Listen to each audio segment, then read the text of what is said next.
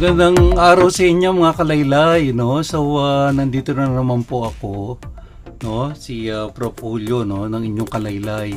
So, bakit pinalitan ko ng kalaylay ang ating vlog title? Unang-una, senior citizen na po tayo. So, ngayon, gusto ko i-share sa inyo kung ano yung buhay, no? Ng senior citizen na kagaya ko.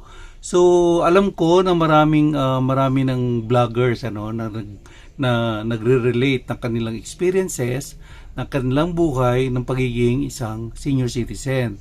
So, gusto kong magbigay ng konting flavor sa aking vlog na ito patungkol sa ating mga kalaylay. Unang-una, bakit kalaylay? Unang-una, tayo ay pareho ng tuyot. No, yung aking mga kung nakaka-relate po kayo sa mga senior citizen. Ako po ay 69 years old na ngayong Abril. So therefore, isang guhit na lang, nasa 70 na tayo by next year. But it's okay. We age gracefully, yun ang tawag doon. So, unang-una, yun ang explanation ko, bakit kalaylay. Kasi napansin ko, habang tumatanda tayo, ang ating mga kagaya nito yung ating mga skin ay nagsasag. So lumalaylay na ang ating mga skin kagaya nito yung texture natin. Ako napansin ko dito So palagay ko karamihan sa mga kasama ko o tayo po ng mga kalaylay ay ito ang problema dito unang nagmamanifest nakikita kung matanda na tayo talaga. So, okay lang naman. We age gracefully. One thing good, sa akin po personally, hindi ako naniniwala sa mga, yung mga enhancement, gamit ang siyensya. Ayoko po noon, So, we age gracefully. So, yun po ang aking panuntunan. Papunta ho tayo dun Papunta tayo sa pagtanda.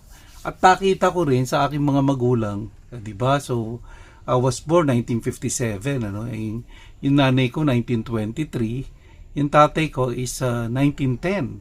So nakita ko sila nung pagtanda bago nila nilisan itong ating mundo. Nakita ko wala namang enhancement sa kanila noon So yun ang parang gusto ko i-impart sa inyo. At ang nanay ko ay nagbakasyon na at the age of 92. Nakita ko rin naman kung bago siya mag-deteriorate ng ganun, yung kanyang balat ay nasa almost dumidikit na rito kasi ganun pala tayo. Mientras na tumatanda tayo, ang ating balat ay parang nakakapit na sa buto, parang ganun. Nakita ko sa nanay ko yun. Tapos, yung posture niya talagang kumbaga sa nakuba. Parang pag ganun na siya, pero hindi siya ganun na ganun, but papunta na siya sa ganung liming supposedly. And then ang napansin ko sa kanya, talagang although malakas pa siya kasi at the age of 90 hanggang sa bago nag-deteriorate siya ng 92. Nako may bahay kami sa Bulacan So nagtatabas pa siya ng mga puno namin doon, nagwawalis, kung ano-ano ang ginagawa niya. She's very strong at her age. Parang ganoon. So makikita mo okay pa siya. In fact, nakakabiyahe pa siya Bumabiyahe siya kahit siya lang mag-isa. Kasi hindi naman ako naka-stay doon nung, longer doon sa bahay ko sa Bulacan. But,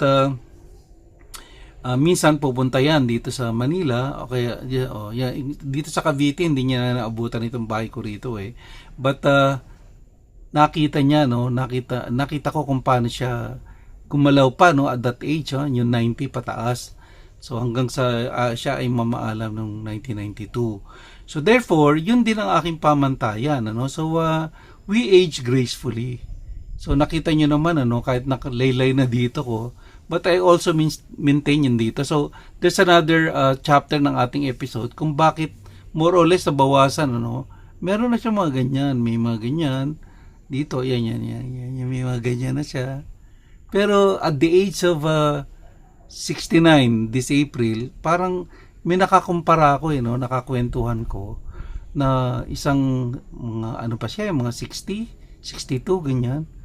Parang ayoko naman siyang may ganun talaga siguro para pag kukumpara mo, iba ang dating, iba na yung iba yung itsura namin, no? Not to demean, kahit yung mga kamag-anak kong kasing bata pa sa akin, yung kapatid ko na dalawa na bata pa sa akin, pag pinagharap mo kami at pinagtabi, makikita mo ang difference, no? There. So, ibibigay ko sa inyo ang sekreto pagkatapos mai-share ko ang unang vlog ko na ito. So, mga kalaylay, suportahan nyo po ang aking vlog. So, there, no? So, ito po ay journey ng isang senior citizen na kagaya natin, no? At the same time may advocacy rin tayo, no, patungkol sa sa kalikasan. So mamaya later on sa mga coming vlogs ko ay i-discuss ko sa inyo ang aking